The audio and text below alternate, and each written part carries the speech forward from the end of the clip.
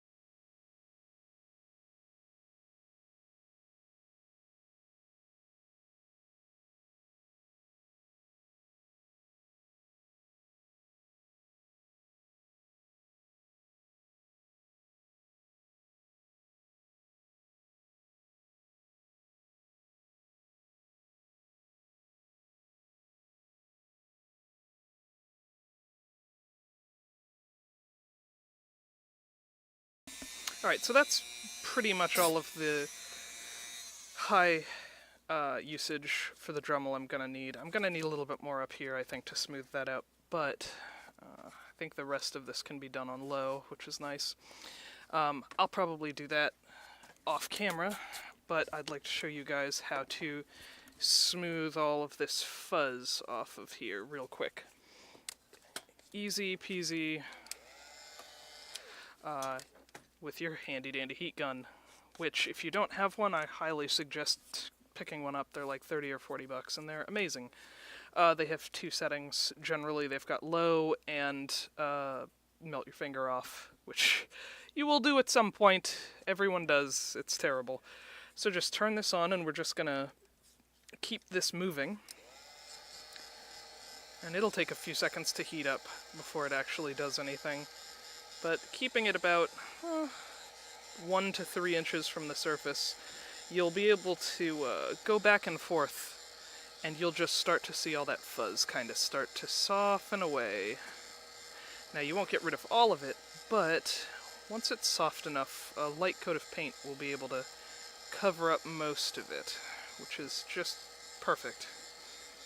Because we're not going for perfect here, we're going for what looks good and isn't going to take 1,000,000 years or $1 million to make. That's why I like the L200 foam the best. It's just a phenomenal resource everybody can pick up for super cheap, and you can do pretty much anything with it. Here we go. Most important tip when you put this down, make sure that that silver bit isn't touching anything, and don't touch it accidentally. Alright, so you can see there's still a tiny bit of fuzziness, but for the most part this has gotten really softened and nice and smooth, and it's all set to be primed. So that's pretty much the secret to doing it. Oh, I do need to do the underside of this real quick, because all of these claws have a claw groove in them. So we'll just knock that out.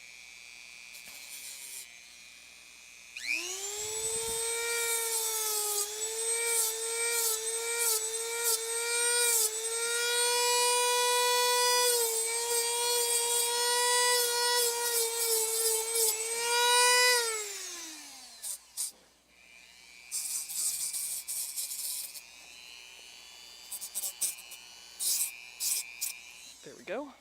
And being super careful not to touch the silver part, because that's how you melt your fingers off. It should still be warm, and you can go back and see all those little crumblies just melting right off.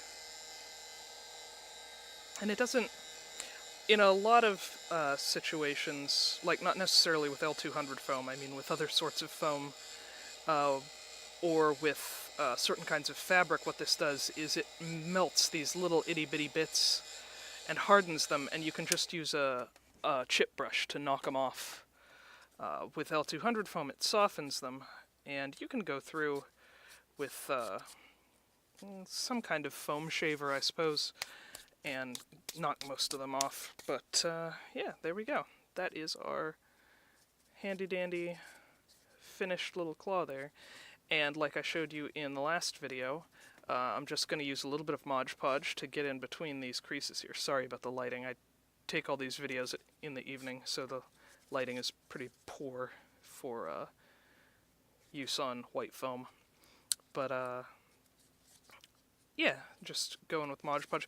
And as you can see, this is just straight up 3 sheets of L200 foam in this shape glued together, and then use scissors to make your big cuts, get your rough shape, and then you use Dremel to smooth everything out and get all your big detail shapes. And if it's something that's going to need more detail than that, you can go in with like a scalpel or an X-Acto knife, and you can use the heat gun, and because of how it softens, it'll give you much finer lines than that, like cracks in porcelain or metal. Think that kind of cracking, and then you can achieve that effect, which I think we might do in another video.